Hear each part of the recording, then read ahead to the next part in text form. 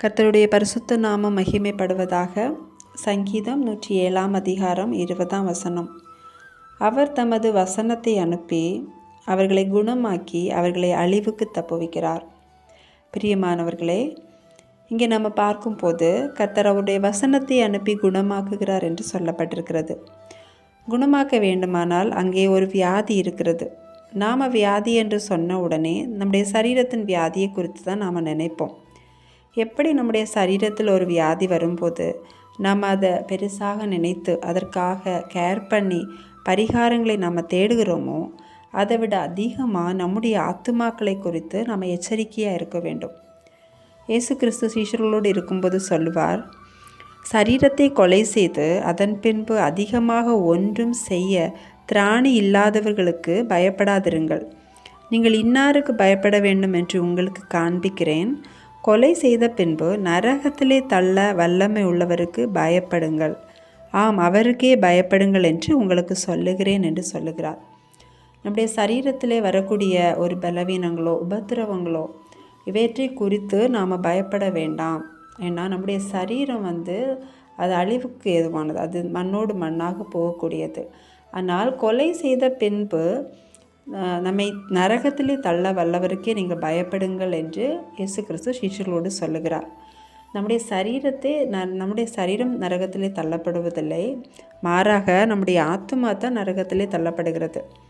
பவுல் கூட சொல்லுவார், எப்பக்கும் நாங்கள் நெருக்கப்பட்டும் நாங்கள் சோர்ந்து போவதில்லை.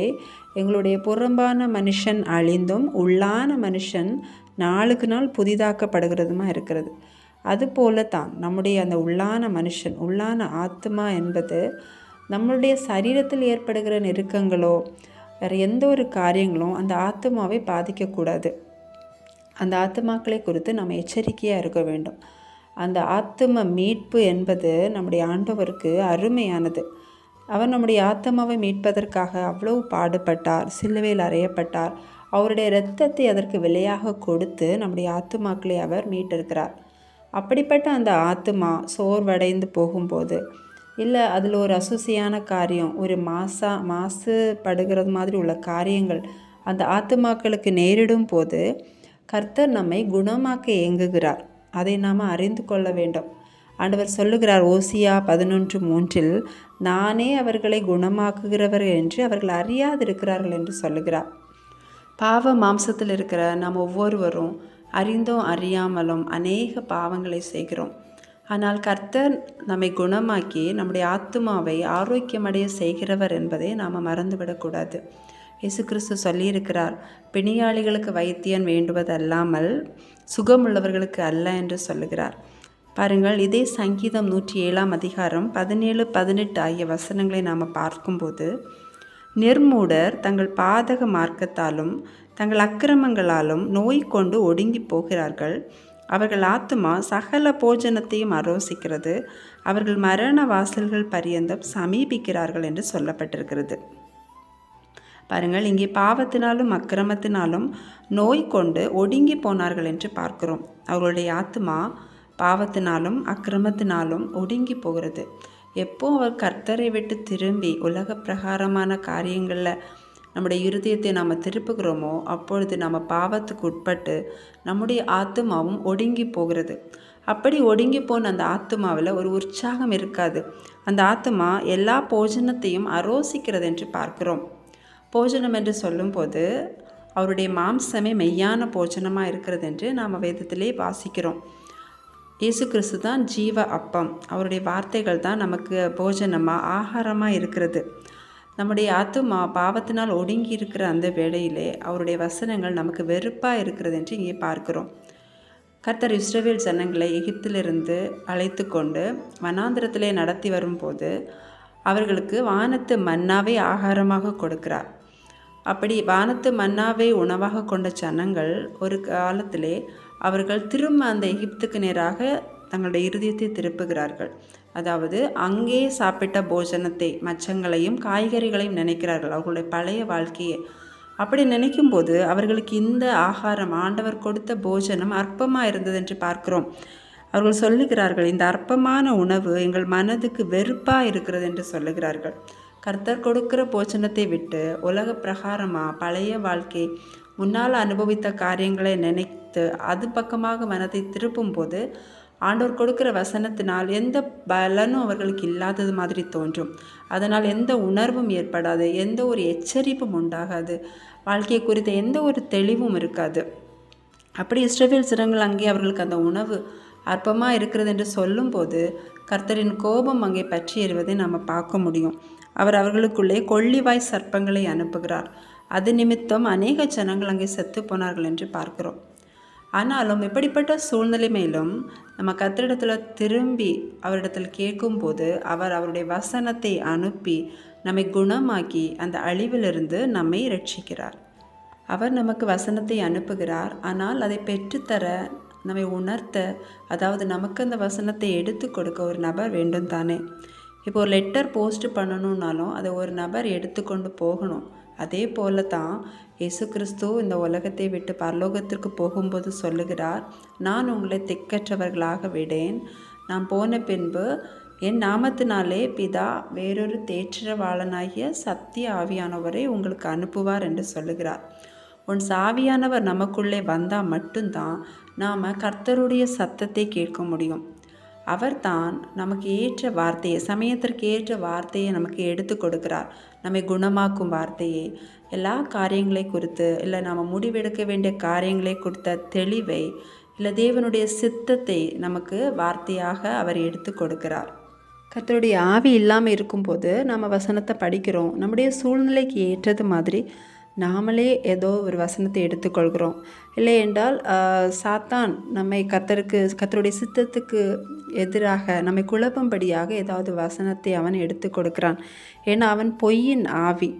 அவன் வசனத்தை கொண்டு தான் இயேசு கிறிஸ்துவை கூட சோதிக்கிறான். நம்மையும் அவ்வாறாக நம்மை குழப்புவதற்கு ஏதுவாக, இல்லை கர்த்தருடைய சித்தத்துக்கு மாறாக நம்ம நினைப்பதற்கும் போவதற்கும் ஏதுவாக நம்மை அவன் திசை திருப்பி விடுகிறான்.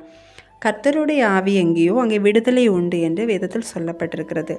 அவர் தான் சத்திய ஆவியானவர்.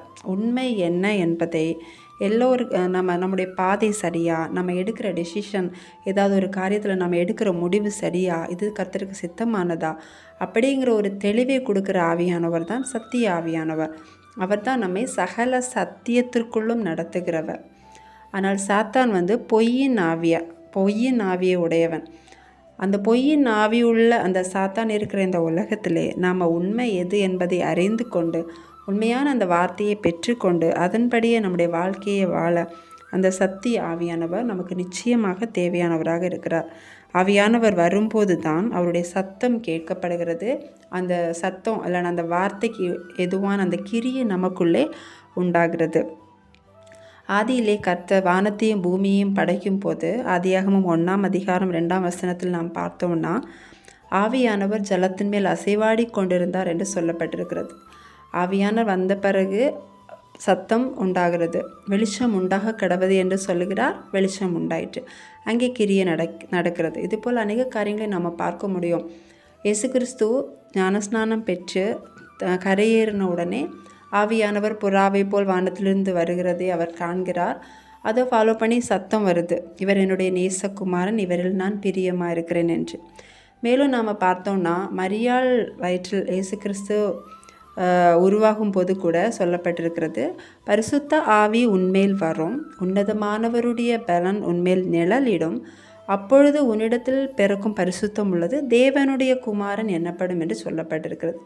பரிசுத்த ஆவி வரும்போது தேவனுடைய குமாரன் பிறக்கிறார். அதாவது வார்த்தையானவர் அங்கே உருவாகிறார். பழைய ஏற்பாட்டு காலத்தில் நாம் பார்த்தோன்னா மோசே 40 நாள் மலையில் ஏறி உபவாசித்து ஜபிக்கும்போது அந்த மலையில் மேகம் மூடுகிறது. ஆவியானவரே மேகம் என்று அங்கே சொல்லப்பட்டிருக்கிறது. மேகம் மூடுகிறது. அது நடுவிலிருந்து மோசே கர்த்தருடைய சத்தத்தை கேட்கிறார். எப்போவுமே கர்த்தர் அவருடைய வசனத்தை நமக்கு அனுப்பி நம்மை குணமாக்கவும் நமக்காக கிரியைகளை நடப்பிக்கவும் அவர் காத்திருக்கிறார். ஆனால் நாம் தான் அந்த ஆவியானவரை நாம் துக்கப்படுத்துகிறோம். நம்முடைய செயல்களினால் நாம் பெற்ற அந்த அபிஷேகத்தை நாம் அநேக நேரங்களில் இழந்து விடுகிறவர்களாக இருக்கிறோம். ஆனால் ஒரு ஒழுங்கு மாதிரி நம்ம தினம் ஜபிக்கிறோம், வேதம் வாசிக்கிறோம், எல்லாவற்றையும் செய்கிறோம். ஆனால் இவை அனைத்துமே நம்முடைய சரீரத்தை சரீர குணமாக்குதலுக்காகவும் இல்லை நம்முடைய வெளிப்படையான சரீர தேவைகளுக்காகவும் நம்ம சரீரத்தை கேர் பண்ணுறதுக்கான ஒரு பிரயாசமாகத்தான் இருக்கிறது. வேதம் சொல்லுகிறது, முதலாவது தேவனுடைய ராஜ்யத்தையும் நீதியும் தேடுங்கள், அப்பொழுது இவைகள் எல்லாம் உங்களுக்கு கூட கொடுக்கப்படும் என்று. ஆண்டவருக்கு நம்முடைய ஆத்துமா தான் மிகவும் முக்கியம். அதற்கு ஒரு இடரல் உண்டாகும் போது அவர் சொல்லுகிறார், அதை தொடுகிறவன் என் கண்மணியை தொடுகிறான் என்று. ஆகவே இன்னைக்கு அந்த ஆத்தும நேசரை நாம் பெற்றுக்கொள்ளணும். ஒவ்வொரு நாளுமே அந்த ஆத்தும நேசரை நாம் பெற்றுக்கொள்ளணும். உலகம் அவரை காணாது, அவரை அறியாது, அவரை பெற்றுக்கொள்ள மாட்டாது என்று வசனம் சொல்லுகிறது. நாமும் அந்த உலகத்தை சேர்ந்த உலகத்தோடு ஒத்த நம்ம வாழ்ந்துட்டு இருந்தோம்னா நாமும் அவரை கண்டுகொள்ள முடியாது, அவரை உணர முடியாது, அறிய முடியாது, அவரை பெற்றுக்கொள்ள முடியாது. ஆகவே அந்த ஆத்தும நேசர் தான் நம்முடைய ஆத்மாவுக்கு காவலராக இருக்கிறார், நம்முடைய ஆத்மாவை காக்கிறவராக இருக்கிறார். நம்ம ஒருபோதும் எந்த ஒரு காரணத்துக்காகவும் நம்முடைய ஆத்ம ரட்சிப்பை நாம் இழந்து விடக்கூடாது. இன்றைக்கி நாம் ஆண்டவர்கிட்ட கேட்போம், என் ஆத்மாவை குணமாக்கும் கர்த்தாவே, எனக்கு சுத்த மனசாட்சியை தாங்கப்பா.